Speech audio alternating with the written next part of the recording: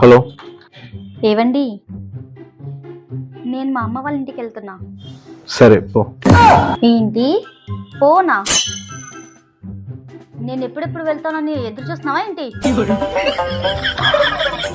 అదేంటి ఇప్పుడు నువ్వే కదా పోతా అన్నావు?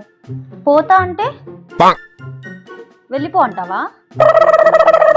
ఈరోజు వద్దు, రేపు వెళ్ళమని చెప్పొచ్చుగా. సరే రేపు పో. ఏంటి రేపు పోనా? నీ ఇష్టం ఉన్నప్పుడు పో, నీ ఇష్టం ఉన్నప్పుడు రా అన్న అన్నికి మా అమ్మ నాన్న ఏమన్నా నీకు నన్ను అమ్మేశారా?